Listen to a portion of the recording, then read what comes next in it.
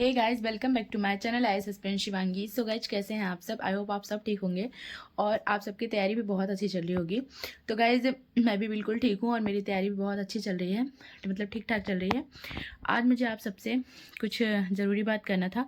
बहुत ज़्यादा कमेंट आ रहा था एक चीज़ को लेकर कि सी सेट के लिए क्या करें, सी सेट के लिए क्या करें, कैसे प्रिपेयर करें, आप कैसे कर रहे हो। तो मुझे इन सब चीज़ से रिलेटेड आप सबसे बात करना है। सो गाइज, मैंने इससे पहले भी आप सबको बताया हुआ है, बट कि देखिए, मैंने सी सेट के लिए कोई बैच नहीं लिया है, मेरे पास कोई बैच नहीं है, क्योंकि और इस टाइम पे मैं कोई ले भी नहीं सकती, मतलब मेरी कंडीशन भी ऐसी नहीं है कि मैं ले पाऊँ। बट अगर ये बात करें कि मैंने पूरी तैयारी कैसे करी है, तो मैंने पिछले 6 महीने से सी सेट मैंने पढ़ा है। रीज़न ये था कि मेरे पास बैच भी नहीं था, मुझे सेल्फ स्टडी से करना था। एंड दूसरा रीज़न ये था कि मेरा मैथ काफ़ी ज़्यादा वीक था। अब जो मैंने सबसे पहले किया है था वो ये किया था कि मतलब जैसे मैंने सबसे पहले पेपर उठाए 11 से लेकर अभी तक के। तो 2011 से लेकर जब अभी तक मैंने पीवाईक्यूज उठाया ना, तो उसमें ये देखिए कि कौन कौन से ऐसे टॉपिक हैं, वो मैथ के हों या रीजनिंग के, जो बार बार रिपीट हो रहे हैं। कौन से ऐसे टॉपिक है जो रिपीट नहीं हुए हैं, कौन से ऐसे टॉपिक है जो ईयर गैप कर करके रिपीट हुए हैं। जब आप पीवाईक्यूज को अच्छे से, इसीलिए मैं बार बार कहती हूँ कि आप लोग पीवाईक्यूज को अच्छे से एनालिसिस करो, तो उससे समझ में आता है कि अब क्या करें। तो मैंने यही काम किया था, मतलब मैंने मैथ के, रीजनिंग के, कंप्रीहेंशन सारे सब, मतलब पूरे पेपर देखे। एंड पेपर देखने के बाद फिर मैंने जब पहली बार पढ़ना शुरू किया, तो बतकर कोटवे सर की काफ़ी अच्छी सारी क्लासेस थी। पहले मुझे पता भी नहीं था, लेकिन जब मैंने पीवाईक्यूज के देखे सारे टॉपिक, फिर मैंने सी सेट के लिए देखा, तो मुझे मधुकर कोटवे सर की क्लासेस मिली। तो 25 के लिए सर ने पढ़ाया है अच्छा खासा, वो उसमें अभी 22-23 क्लासेस हैं आई थिंक। तो आप वो कर लो, मतलब मैंने वो किया है। आप अगर चाहे जिससे भी कर रहे हो, तो मतलब मैंने मधुकर कोटवे सर को फॉलो किया है, वो सर की क्लासेस।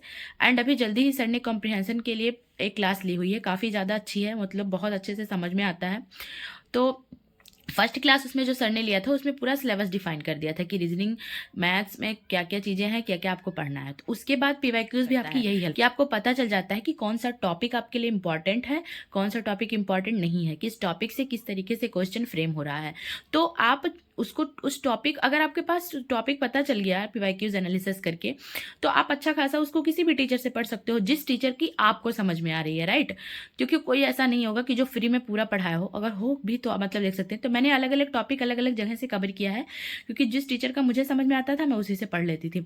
तो इस तरीके से मैंने अपना सी सेट प्रिपेयर किया है गाइज। मधुकर कोटवे सर को मतलब मैं बहुत अच्छे से फॉलो करती हूँ सी सेट के लिए, बहुत अच्छे से। बाकी बहुत सारी चीज़ें भी मैंने सर से पढ़ी थी जब मैं सेल्फ स्टडी की तैयारी कर रही थी, तो इसी वजह से मैंने मधुकर कोटवे सर से पढ़ा है। तो सी सेट के लिए मेरा यही था, पीवाईक्यूज बार बार बार बार जितनी बार हो पाए उतनी बार प्रैक्टिस। मैंने अभी तक 3 बार पीवाईक्यूज सी सेट के प्रैक्टिस करे हैं, एंड फिर मुझे एक बार करना है, चाहे वो मैथ्स के हो, रीजनिंग के हो।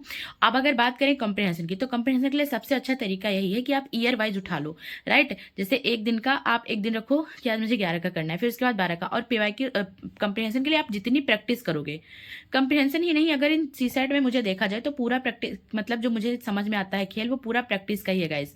क्योंकि देखिए, चाहे वो रीजनिंग हो या मैथ हो, और खास करके जिसका मैथ वैथ नहीं मेरी तरह है, मतलब मेरे वीक है, उस हिसाब से हो, तो उसको ऑल टाइम अच्छे से देना होगा। तो अभी तक आप लोगों ने क्या किया है क्या नहीं किया है, बट अभी जो भी 25 के लिए दे रहे हैं, प्लीज़ आप लोग 2 से ढाई घंटे अब आप सी सेट को दीजिए, बहुत अच्छे से दीजिए। क्योंकि मैं, आप लोग भी ये नहीं चाहेंगे, मैं भी नहीं चाहूँगी कि किसी का भी मेहनत बेकार हो, सिर्फ इसलिए वजह से कि सी सेट पे फोकस नहीं कर पाया था। क्योंकि जीएस आपका बहुत मेहनत कर लेंगे, बहुत कुछ कर लेंगे, फिर भी कोई मतलब नहीं निकलेगा। तो गाइज, आप सी सेट को अच्छा खासा टाइम दीजिए और अच्छा खासा अपना सी सेट प्रिपेयर करिए, राइट। तो ये मेरा सी सेट के लिए था कि मैंने सी सेट इसी तरीके से किया है, PYQs and Madhukar Kotwe sir, and अलग अलग टॉपिक, मुझे जिस टॉपिक, जैसे देखो सारे टॉपिक एक टीचर सही बेहतर मेरे अकॉर्डिंग नहीं समझा पाता, तो मतलब जो टॉपिक मुझे जिस टीचर से समझ में आए उस हिसाब से मैंने अपना कंप्लीट किया है। और एक बार पढ़ा, एक बार आप टॉपिक पढ़ लो, उसके बाद आप प्रैक्टिस तो आपको खुद ही करनी है ना, तो उसके बाद आप प्रैक्टिस करते रहो। तो इसी तरीके से मैंने तीनों चीज़ों की प्रैक्टिस करा है। सी सेट के लिए मेरी बात हो गई। अब अगर मतलब बात करें कि पीटी के लिए, जैसे मतलब स्टैटिक वगैरह का था कि स्टैटिक वगैरह आपका कैसे क्या, तो देखो गाइज, अभी तक हम लोग क्या पढ़ रहे थे, कैसे पढ़ रहे थे, वो एक अलग ही दिशा रहती है। लेकिन जो पेपर से 1-2-3 महीने पहले का जो होता है, एक स्ट्रेटेजी होती है हर एस्पिरेंट की, वो अलग अलग होती है। जैसे जिसने पिछले, अब हो सकता है आपका पहले से 3 सब्जेक्ट, मतलब इकोनॉमी, एनवायरनमेंट, इकोलॉजी या फिर साइंस एंड टेक्नोलॉजी कर लिया हो आपने, अब आपको दूसरा सब्जेक्ट करना हो, जैसा भी आपका हर एस्पिरेंट का अलग रहता है। तो अगर मैं इस टाइम पे बता दूं तो मैं ऐसा कभी नहीं करती। मतलब मैं खास करके आप सबको पता है कि मैं मतलब अच्छा खासा टाइम भी देती हूँ क्योंकि मेरे पास और कोई काम नहीं रहता है। तो मैं उसमें से सीसैट के लिए भी टाइम निकालती हूँ, उसमें मेरी क्लासेस भी होती हैं, मेरा पर जो डे वाइज होता है शेड्यूल उसमें क्लासेस भी रहती हैं, सीसैट के लिए भी रहता है एंड रिवीजन के लिए भी 2 से 3 घंटे, 3 से 4 घंटे का तो मतलब रिवीजन रहता ही रहता है। क्योंकि मॉर्निंग में जब मैं उठती हूँ तो मैं कुछ एक्स्ट्रा नहीं पढ़ती, जो मैं कल पढ़ी होती हूँ उसी का रिवीजन करते हैं एंड बार बार चीज़ों को करते रहते हैं।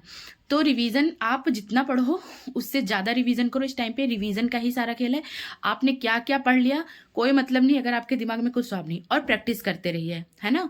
और पीवाईक्यूज को बिल्कुल मतलब मत हटाइए आप, चाहे वो स्टैटिक का हो या सीसैट का हो, जितना अच्छे से तैयार कर रहे हैं अपने सब्जेक्ट को उसके अकॉर्डिंग प्रैक्टिस जरूर करते रहिए। तो गाइज यही कुछ तरीका है। और रही बात, जैसे आप सबको पता है कि इकोनॉमी हो गया, पॉलिटी हो गया, और उसके बाद इकोनॉमी हो गया, पॉलिटी हो गया, साइंस एंड टेक्नोलॉजी हो गया, एनवायरमेंट एंड इकोलॉजी हो गया, या फिर ज्योग्राफी, या अगर बात करें तो मॉडर्न इंडिया, ये सारे जो सब्जेक्ट हैं ये बिल्कुल मतलब कोर सब्जेक्ट हैं, बहुत ही ज़्यादा इंपॉर्टेंट है। इस पे आपका कमांड बहुत अच्छा खासा होना चाहिए।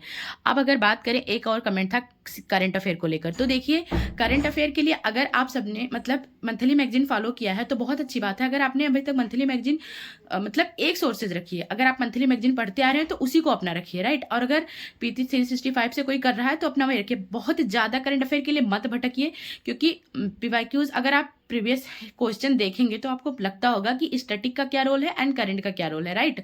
तो बहुत ज़्यादा करंट के पीछे मत भागिए। अगर आपका स्टैटिक ठीक है, जो भी स्टैटिक से पूछा जाता है वो करंट से रिलेट स्टैटिक के टॉपिक को ही किया जाता है, तो अपना स्टैटिक अच्छे से करिए। बाकी करंट भी देखते रहिए, मैं ये नहीं कह रही हूँ, लेकिन करंट के लिए बहुत ज़्यादा सोर्सेज मत करिए, क्योंकि लास्ट टाइम पे आपका यही होगा कि रिवीजन नहीं हो पाएगा। फिर जो 2 घंटे पढ़ रहा है वो भी आप आगे निकल जाएगा और आप इधर ही रह जाएंगे। क्योंकि कहते हैं ना, 10 बुक को एक बार पढ़ने से कुछ भी नहीं होने वाला, एक बुक को 10 बार पढ़ने से सारी चीज़ें होती हैं ना। तो 1 सोर्सेज रखिए एंड मैक्सिमम रिवीजन करिए, जितना ज़्यादा रिवीजन आप कर सकते हैं। एंड इंपॉर्टेंट सब्जेक्ट जो भी आपको लगे कि मतलब बिल्कुल पॉलिटी हो गया, इकोनॉमी में बार बार कहती हूँ, उसको अपना अलग ही रखिए कि इसको तो मुझे बहुत ज़्यादा टाइम देना है और बहुत अच्छे से करना है। और साथ साथ में सीसैट को बिल्कुल भी नज़रअंदाज नहीं करना है। तो गाइज़ ये सब कुछ था, और ये बहुत ज़्यादा इंपॉर्टेंट कमेंट थे तो उसको मुझे लेना था, और यही कुछ तरीका है। और ब्लॉग आज सुबह से मेरी कल की क्लास छूट गई थी, क्योंकि कल मेरे यहाँ नेटवर्क बहुत ख़राब था, मैं क्लासेस नहीं कर पाई थी। तो दृष्टि की क्लासेस मेरी सुबह में ख़त्म हुई एंड उसके बाद से मेरा अपना स्टडी चल रहा था। तो यही सारी चीज़ें थी, मुझे आप सबसे शेयर करना था। एंड गाइस को जो मैंने कल इससे पहले वीडियो, हाँ आई थिंक कल ही जो अपलोड किया था, उसमें मैंने कुछ इकोनॉमी के इंपॉर्टेंट टॉपिक बताए थे। तो अगर आपको हर सब्जेक्ट, चाहे वो साइंस एंड टेक्नोलॉजी हो गया, मॉडर्न इंडिया हो गया, पॉलिटी हो गया, अगर आपको हर सब्जेक्ट के इंपॉर्टेंट टॉपिक्स जो मैं साथ साथ में कवर करूँ, अगर आप लोग चाहें कि मैं आप सबसे भी शेयर करती रहूँगी, तो प्लीज़ इस वीडियो में कमेंट करके बता दीजिएगा एंड मैं आप सबके साथ भी शेयर करती रहूँगी। इससे मेरी भी तैयारी हो जाएगी और आप लोग को भी थोड़ा सा आइडिया लग जाएगा, जो भी लोग सेल्फ स्टडी से तैयारी कर रहे हैं उन सबके लिए। तो गाइस ठीक है, और फिर आप लोग भी अपनी तैयारी करते रहिए। सभी को ऑल द बेस्ट, बहुत अच्छे से तैयारी करिए एंड खुद को हेल्थी रखिए, है ना। कोई भी कुछ भी हो, थोड़ा सा भी घबराइए मत, अपने आप में हमेशा पेशेंस रखिए, धैर्य के साथ निरंतर मेहनत कीजिए, खुद पे विश्वास रखिए, राइट। दूसरे पे विश्वास करने की कोई ज़रूरत नहीं, क्योंकि कोई आपका साथ नहीं देगा। आप अकेले आए थे और अकेले ही हैं, यही मान के तैयारी करिए, ठीक है। तो आप अपने आप को अच्छा खासा टाइम दीजिए, खुद को समझिए, खुद को 100% समझिए, खुद पे ट्रस्ट बना के रखिए, हमेशा पॉजिटिव रहिए, अपनी तैयारी करिए। तो गाइज मिलते हैं नेक्स्ट ब्लॉग में। और जिस लोग भी मेरे चैनल पे नए हैं प्लीज़ चैनल को सब्सक्राइब करिएगा एंड वीडियो को लाइक करिएगा, कमेंट जरूर करिएगा। मिलते हैं फिर नेक्स्ट ब्लॉग में।